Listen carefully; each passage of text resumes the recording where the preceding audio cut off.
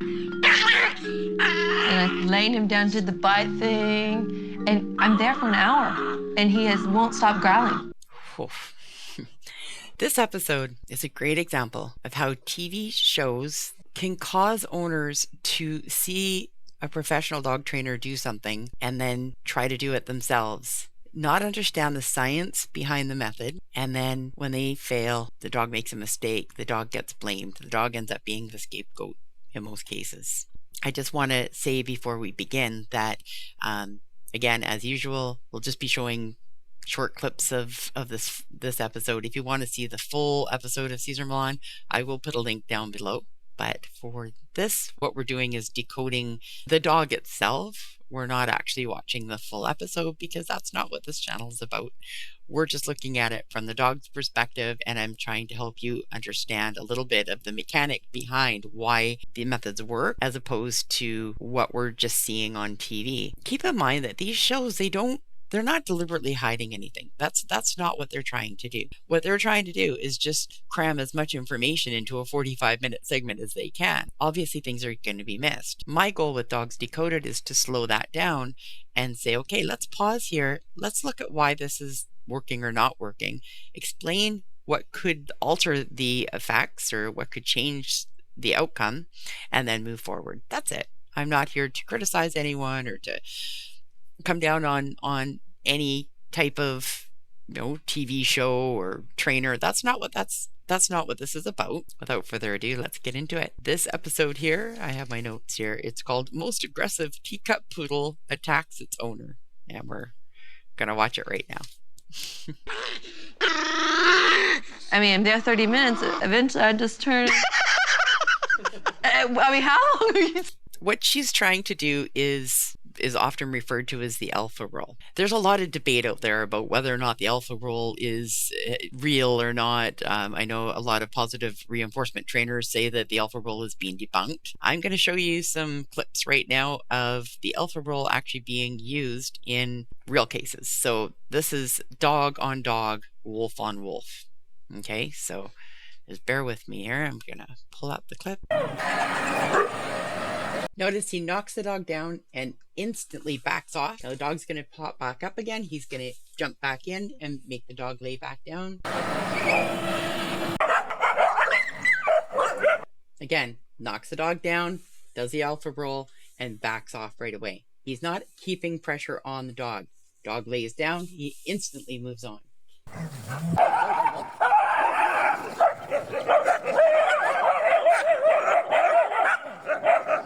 You see the warning that this dog's giving this dog. He's saying, I am the boss here. You're going to listen to me. This dog is backing up, right? It keeps backing up. Now, if he continued, we're going to keep watching here, but if he continued to be mouthy and keep challenging this dog, eventually this dog would make this dog lay down. But he would instantly release his pressure again.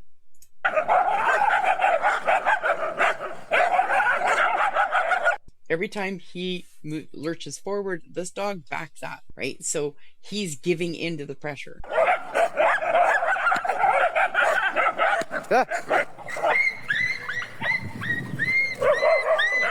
That you heard that yelp at the end there, where he finally, unfortunately, it wasn't a very good clip because dog went down the bank there, so you didn't get to see it. But he finally said enough's enough, and he tried putting him down on his side. Unfortunately, the dog tumbled down the embankment. But that yelp that you hear, that yipe, yipe, yipe, yipe, he didn't get hurt. That was that dog signaling, okay, I give up. And as soon as he did that, the other dog went, okay, and moved on. He didn't hold down. He didn't keep pressure on. He didn't hold the dog in that position. He did the alpha roll, got the dog to submit, and then said, okay, it's over.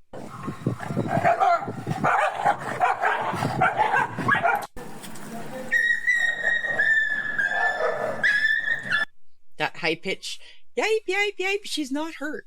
Saying, I mean no threat to you. I'm no danger to you. You are the boss. I don't want to fight. All right, so in this clip, it's a very quick clip. I just want to show, this is these are wolves now doing this to each other. So I'm just going to hit play here so you can see this. The other seems more battle hardened.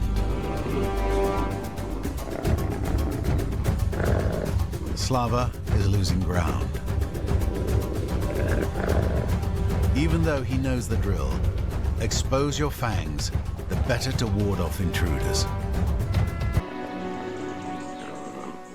The youngster crouches low to show his submission.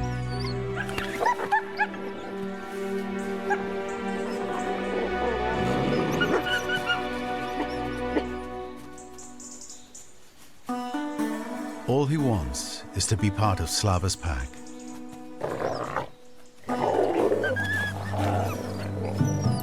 You see how he did the roll? He made this wolf here roll over on its side and then instantly release the pressure. He didn't hold him down. He didn't keep him pinned down there. Rolled him over. He used his energy, his body's energy, to push the dog over. The dog instinctively retracted, laid down, rolled over in the submissive roll. And as soon as he did that, that was a signal to this guy that, okay, he's no more threat. I'm the dominant one. And he released the pressure and went back to what he was doing. That is a true alpha roll. That is what we're trying to accomplish when we actually do this with our dogs during training. All right. So I just wanted to show that as my example, because Cesar's going to be showing alpha roll here. And I just want everybody to see that this is what he's trying to mimic. And he isn't making this up. This isn't something that secret magic sauce that he's come up with. He is trying to mimic dog and wolf communication at its most primal level. And unfortunately, because this owner doesn't know the science behind it yet, she hasn't been taught the science of the release, because it's the release is what we're looking for, right? When we release that pressure and the dog stays down, that's the dog saying, I get it. So we're going to see, I'm going to hit play here now. We're going to keep watching. I just wanted to show that clip first. So here we go. It's like every time. You don't mean it. Sorry, you don't mean it. Every time. No, if you don't mean it, it's not going to happen. Oh, yeah. Well, I mean, after 30 minutes. No, it doesn't. This frustrates me that Cesar says, oh, you don't mean it. You don't mean it. I feel like he's trying to put the blame on the owner. And that's not fair. That'd be the equivalent of a house burning down and you throw the owner a fire extinguisher. And if the owner spends 45 minutes spraying down or trying to spray the house down, the house still burns down. And afterwards, you blame the fire for the house burning down, instead of realizing that the owner never pulled the clip on the fire extinguisher.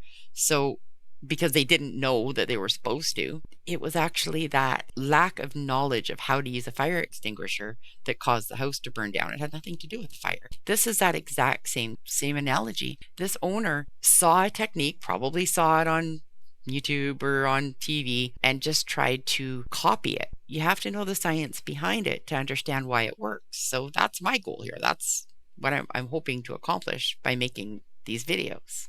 He doesn't take any responsibility for Tucker. Like, he doesn't do discipline, he doesn't feed him, he doesn't walk him, he doesn't do anything. That's where our disagreement. I see that a lot, especially once there's already animosity towards the dog, right? Like the humans start thinking that the dog is being bad or doing things on purpose, which is very normal. That's just what humans naturally do, is they blame the dog. But I see it with couples all the time where one couple just gets frustrated and says, that's it, I'm going to throw my hands up. And they almost start to encourage the dog by, when it does something it's not supposed to do, and they go, yeah, see, I told you, ha, see, look, there he goes again. Unfortunately, as long as that cycle continues, it's going to make it that much harder to actually rehabilitate this entire scenario, because for this to work, everybody needs to be on board. Everybody needs to be reading from the same play guide. The best thing, you can do is just to really put things in order today, to really transform your relationship to the best, Before we can really advance in training, what we need to do is really sit down and assess our family. What is perfectly acceptable for me may not be acceptable for the next person. So you need to sit down before you even start training and say, what's acceptable to me? What am I comfortable with?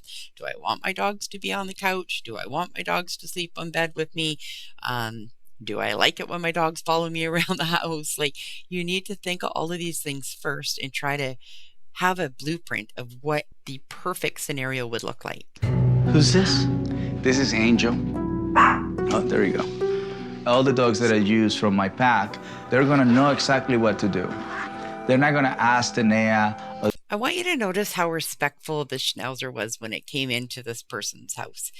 He didn't come in and start running around sniffing everything and lifting his leg and peeing on stuff. And he was very respectful, just like we would expect a stranger that we invite into our home to be respectful. We wouldn't want to open our door, have a stranger come in and start going through our drawers and eating our food, making a sandwich. And no, we would want some respect, right? Like, come in, introduce yourself, say hello, be invited to come into the rest of the house. And that's what the Schnauzer's doing. He's being very polite.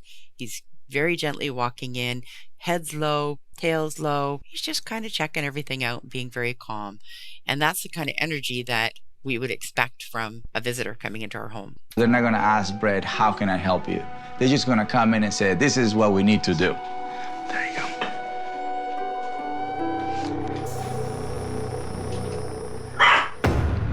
Unsure, see, nervous. We're going to remove that, right? This little poodle has gotten so used to being able to empower himself by going under furniture, under the bed, wherever he can get away from the humans. Because in his mind, when he's under there, nobody dares reach under because he growls and snarls and the owners are scared, so they keep retracting. And every time they do that, every time they pull their hand back, they're empowering the dog, right? So he immediately, as soon as he started to feel uncomfortable, his default was to run and hide or avoid. And this is what dogs do. When they don't know how to handle something, they fight or flight, right? That's just how they cope, right? So what he's doing is he's decided, I'm not going to fight this dog. I'm going to go hide. And it goes and runs under the stool. So by Cesar taking that stool and lifting it up, what he's doing is saying, no, I don't want you to hide right now. I want you to actually confront this, right?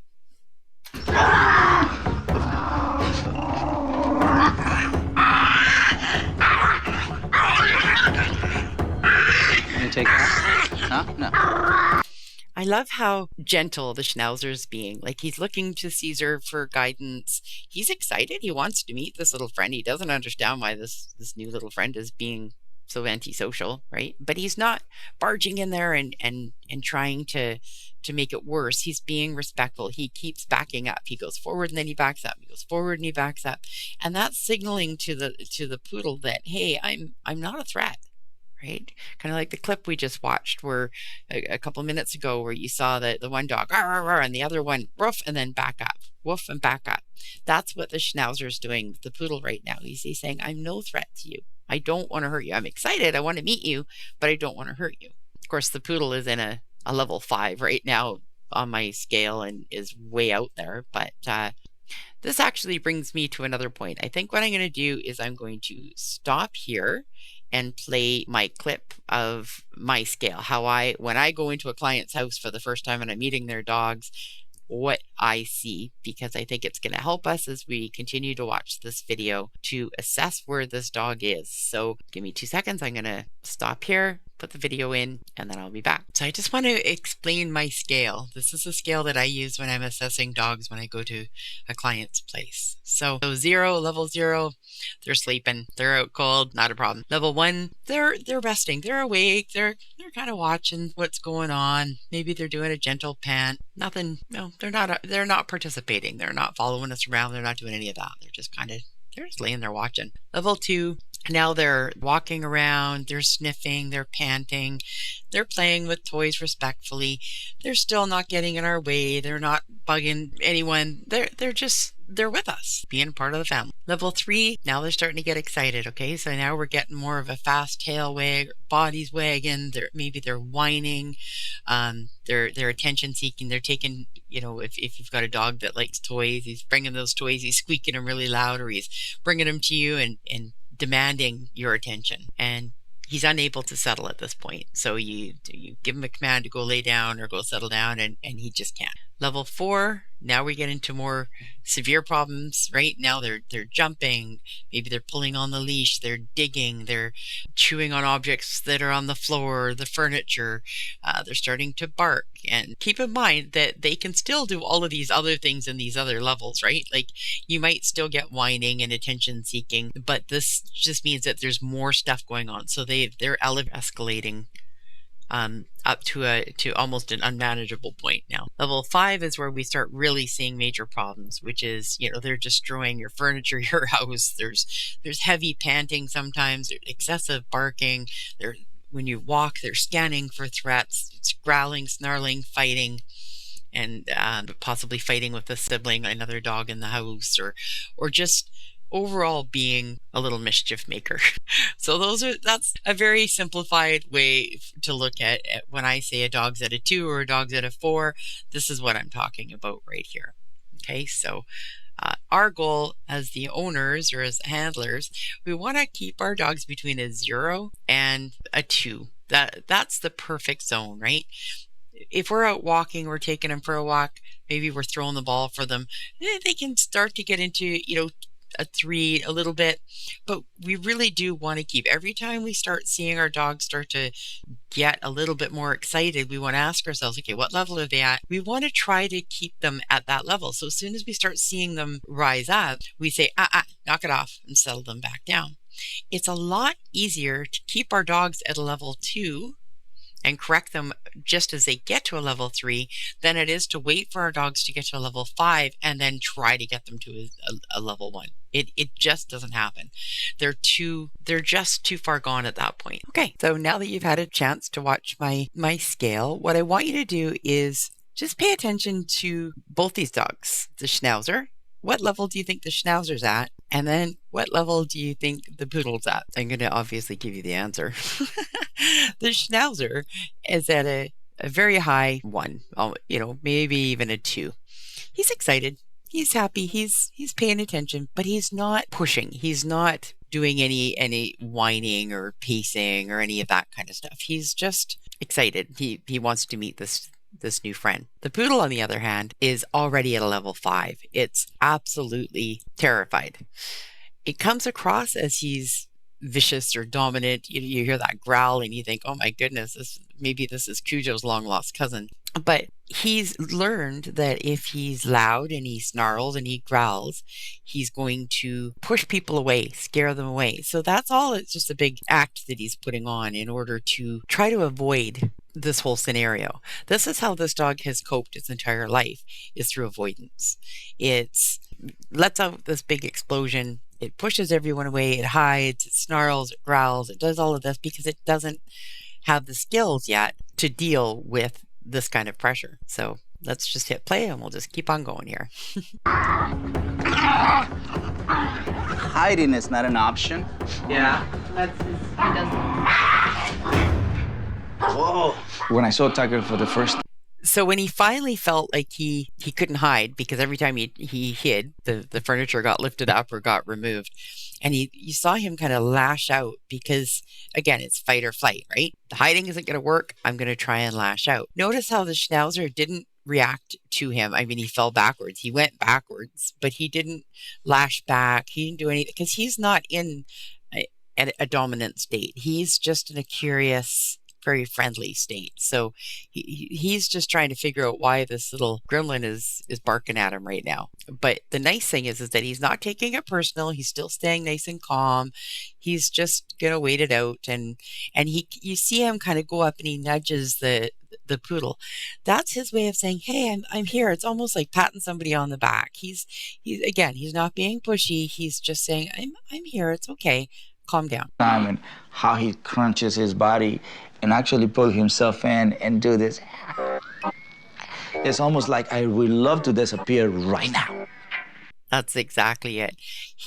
This little dog has basically gone his whole life being scared of everything, and his way of dealing with it is just to avoid it or hide. Because he's been allowed to continue that behavior, it's just gotten bigger and bigger and bigger. And so it looks like he's being really mean. It looks like he's being vicious, but he's really just absolutely terrified. It's the equivalent of like, I mean, don't hurt me. And look at how curious. I love you see the ears, the head.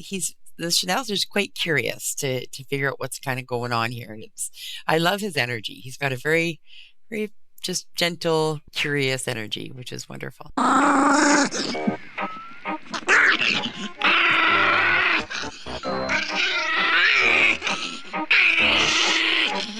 He's just almost like a temperature.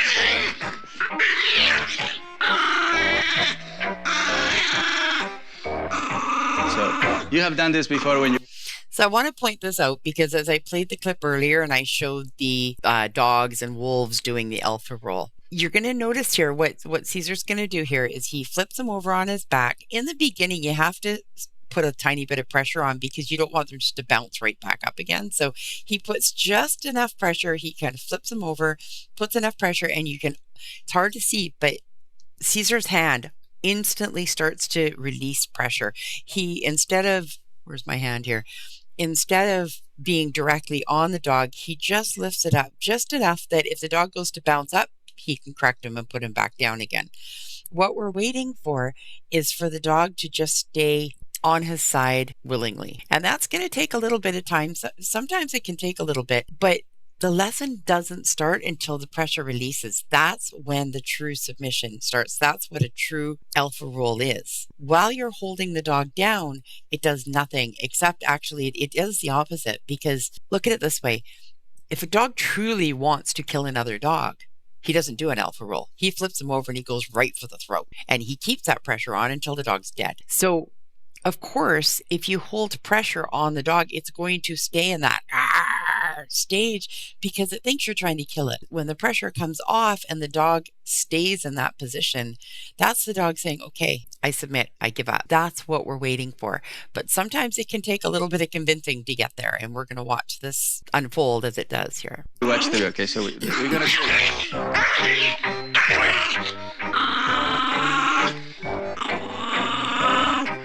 Tucker is just frantic. It sounds vicious. It sounds worse than a... See how he's like licking his lip? He's so, as Cesar just said, he's frantic, right? So he's at like a high level 5. He's not seeing, he's so flooded with adrenaline right now. He's not actually seeing anything or understanding anything. So our goal here is just to kind of keep him there until we start noticing him start to come down. And as he comes down, our pressure comes off. So eventually what happens is as he's going down, the pressure comes off. By the time we fully release pressure, he's calm, which is that's the magic. That's what we're looking for, is calm. King Cobra.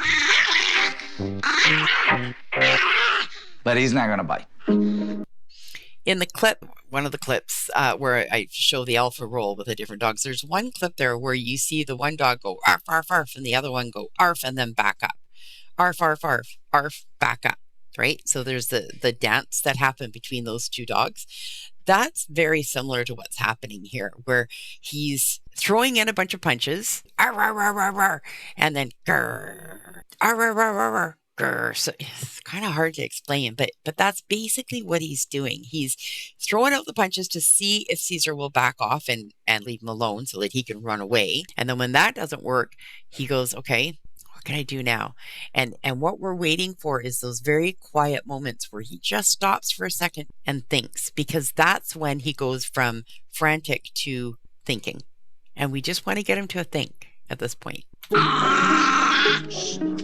He had many chances to bite me, so we're just gonna wait right here, okay? But this is just a frantic behavior expressed with a lot of growl and a lot of teeth.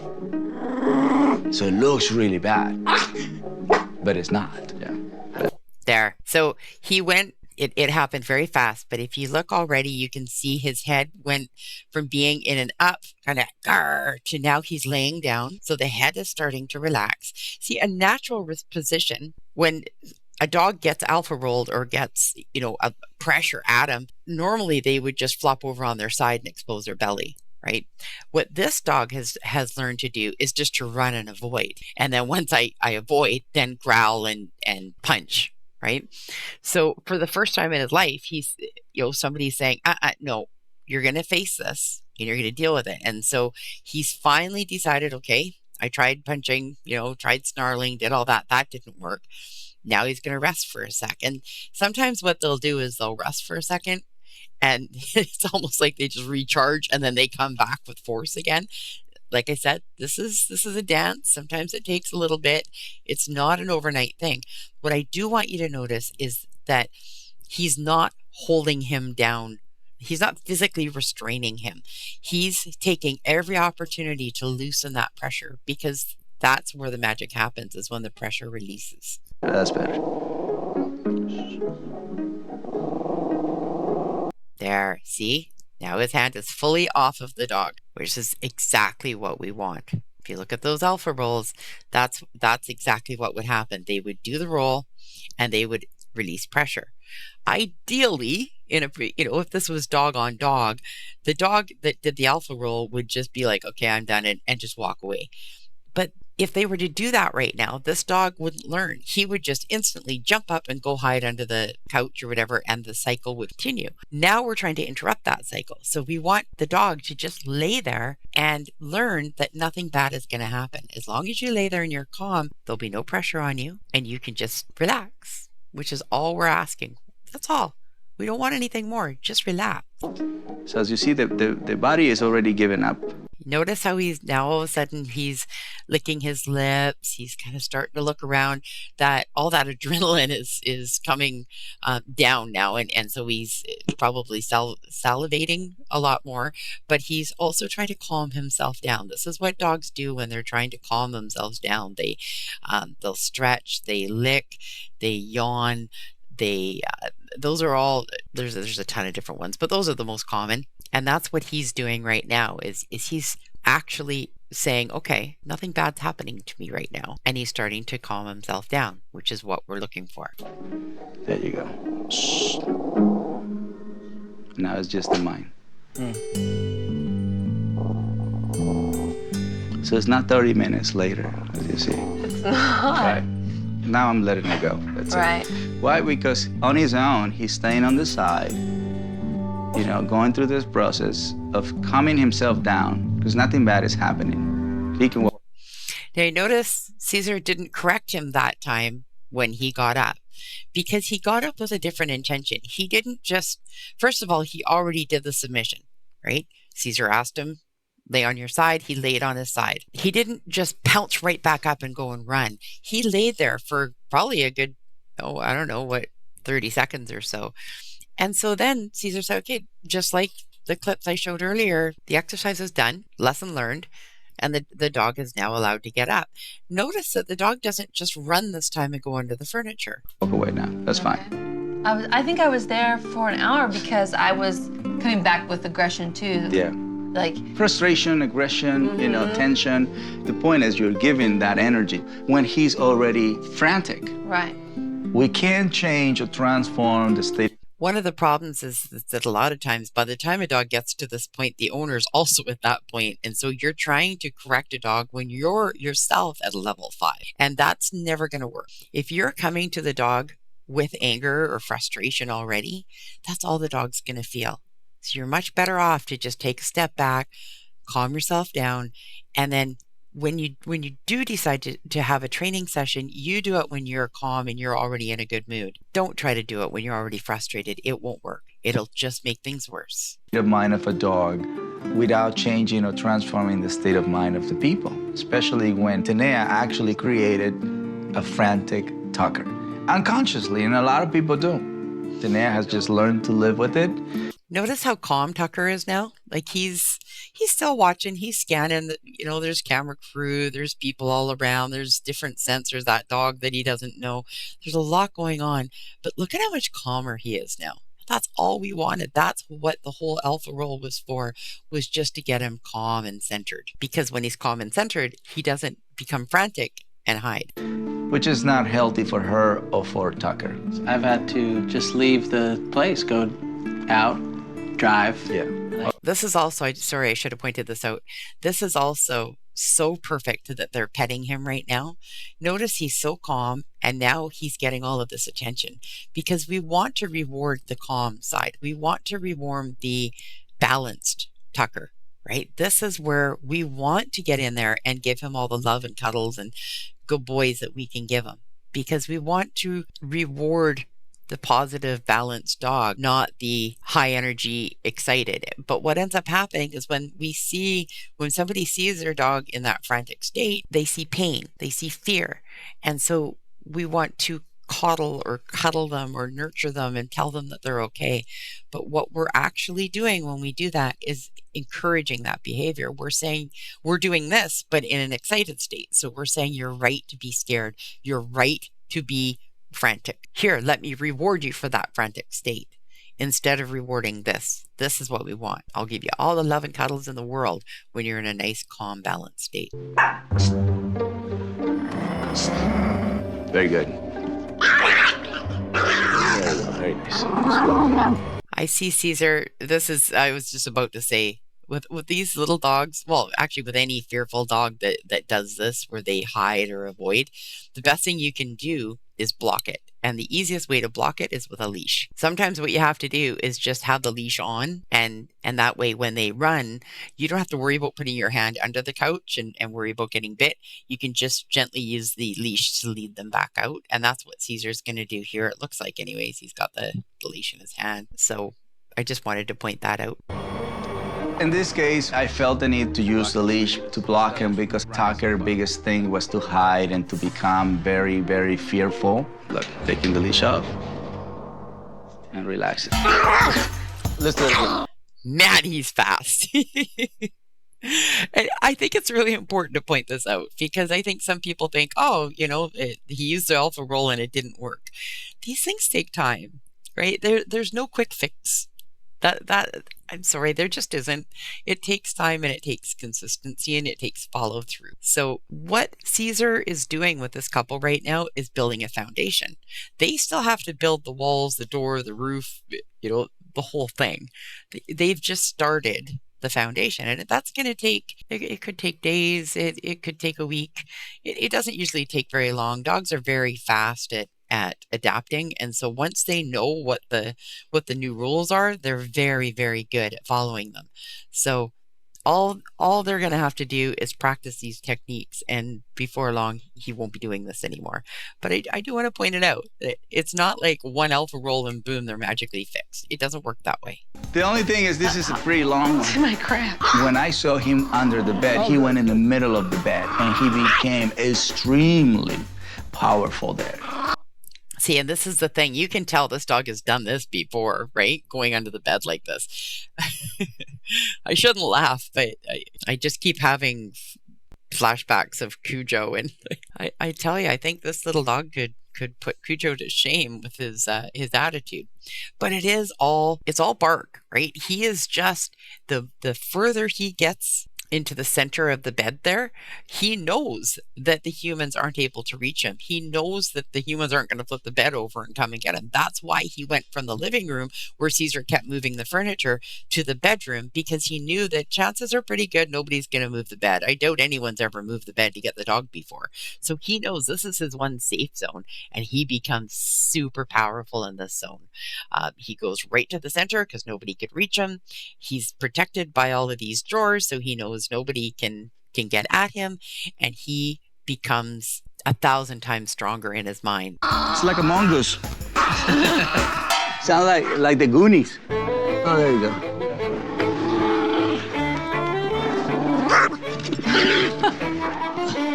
Oh, get him. Just got him. He went under there. See, this is the other problem. Every time when a dog goes to lunge and the human backs away, the dog learns, ooh, if I snap or I bite, that causes the human to withdraw.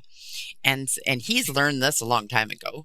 But did you see how every time he went hard, like in the human back, which is instinct, obviously, if something's trying to bite you, our instinct is to pull away. But he's learned that, and he's using that to his advantage here. And so unfortunately, this is one of those times where sometimes you have to take a bite, and you can do it either with a glove or some kind of a shield to make sure you're not actually getting hurt. But you actually have to follow through with that. If you keep backing up, they're just going to keep doing the bite because that works, right? That's the release. They bite, you give release. So unfortunately, you kind of have to let them punch or bite. And then when you don't give in, all of a sudden they go, well, that didn't work. And then they have no choice but to think of other things to try. Putting the leash on. So we use the leash, and we also use a chair. Taking the leash off. The chair was not allowing Tucker to run away from the... It's really good that he's doing the take the leash on, put the leash on, take the leash off, put the leash on, take the leash off. Because we don't want our dogs to think as soon as the leash comes off, they get to escape. That you don't want them to think of the leash as a restraint. it's not. It honestly, that should not be what our dog associates the leash with. The dog should associate the leash with connection. It's just one more way to be closer to us. So if you've got a dog that every time you take the leash off, it wheels its head out and bolts, the dog has associated the leash with restraint, and you need to work on that. And it's brilliant to use the chair because it just keeps him more restrained. He can't just, well, he can jump, but it's easier for the humans to keep him in one spot. When he's on the floor, it's easy for him to kind of duck through an arm or go through legs and take off.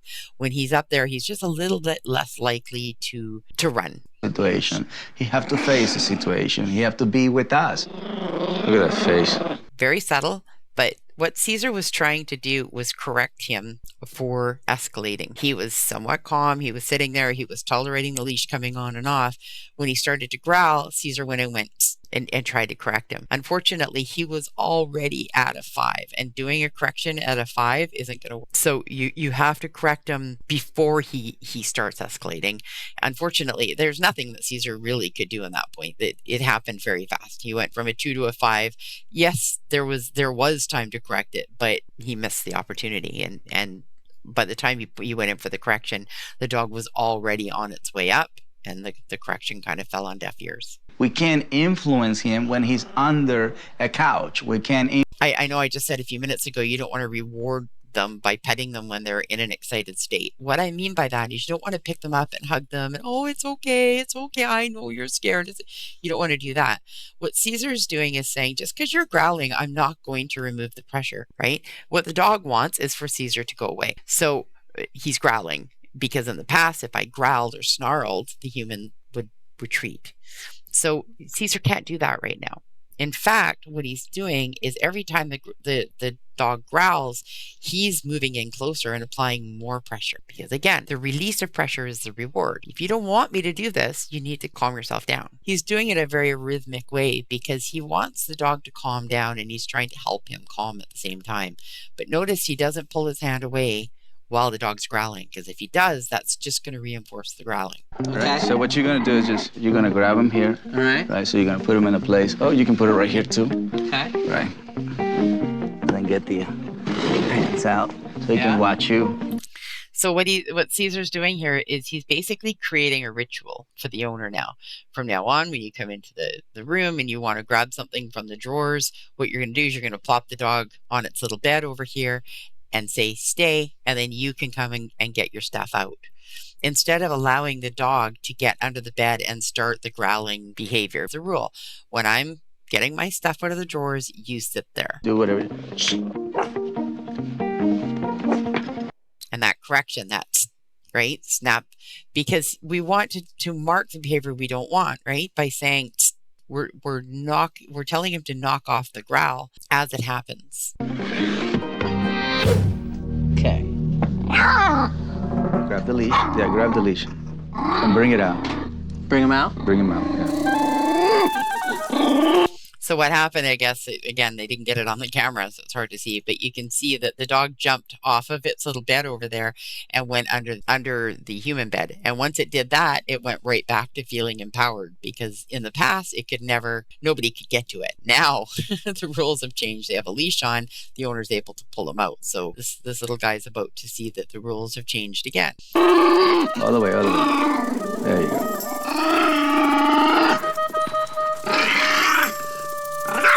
No.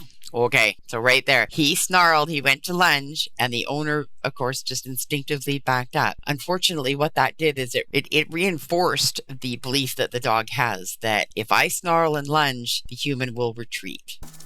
No, look. That gets me. Yeah, I know. No, don't move. My suggestion is grab him. Yeah. Don't let him go all the way. Okay.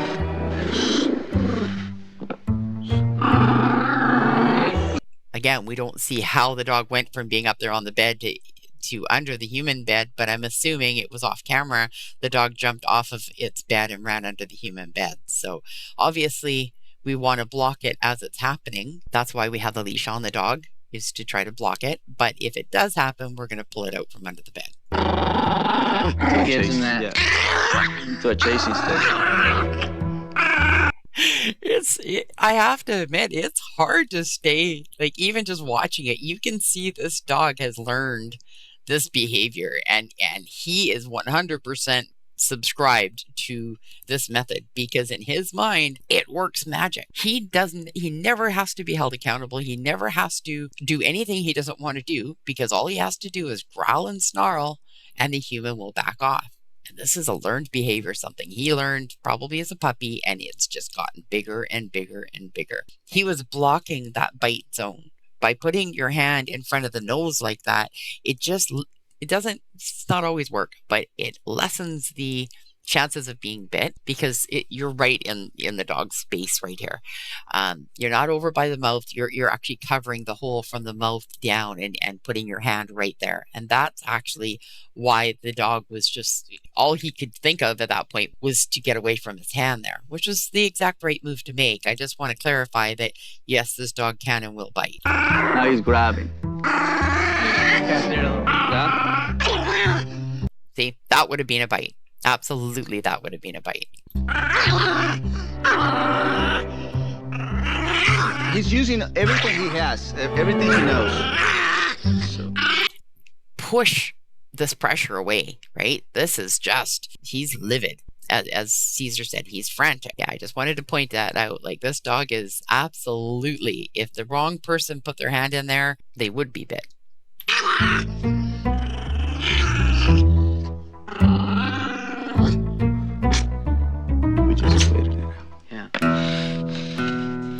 And again, it's amazing how fast the dogs can go from a 5 to a 1, or from a 1 to a 5.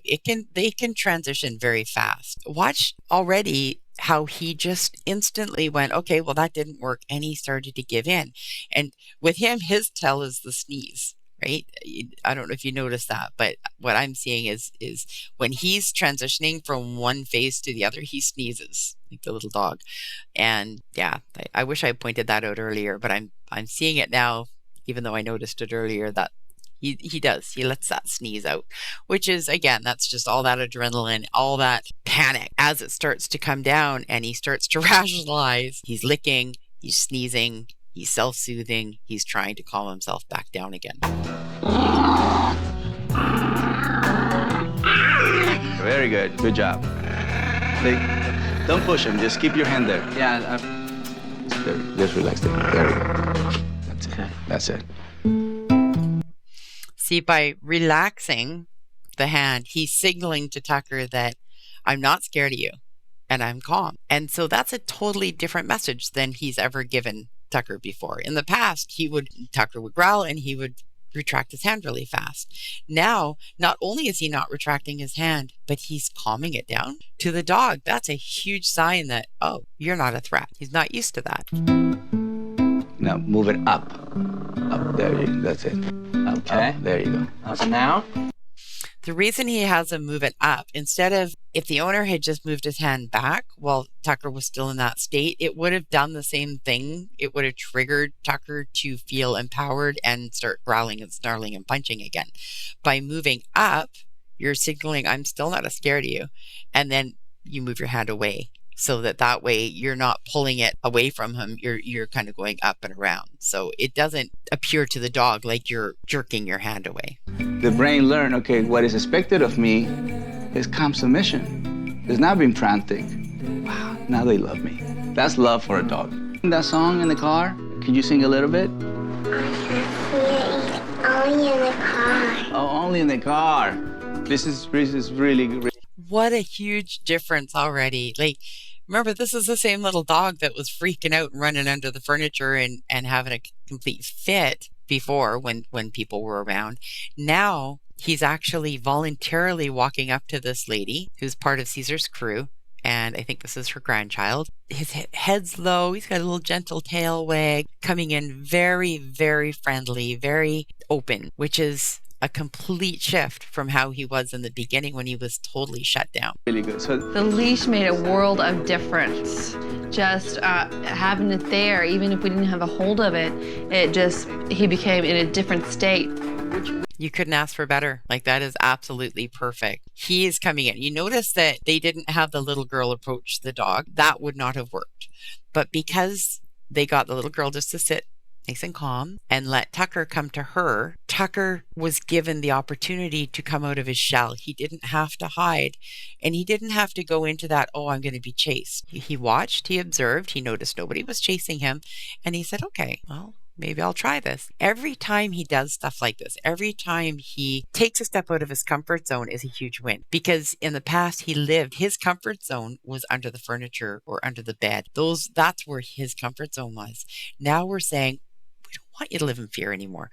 We want you to be happy. Maybe it'll be a little uncomfortable at first. I'm going to block you every time you try to hide, but this is what you're going to get. You're going to be calm. You're going to be happy. You're going to experience life instead of hiding from it. I think I'm going to leave it at that, guys. That's, I think the rest of this now is just the closing bit. So I want to thank you guys. I really hope that you were able to maybe understand a bit better about the alpha role. That's my goal in this. I just feel like it's so important that owners realize that when we speak to our dogs using their language, it's so much easier for them to comprehend what we're saying and to understand what we're asking of them. When we try to teach them using our vocabulary, using our psychology, all it does is it confuses them.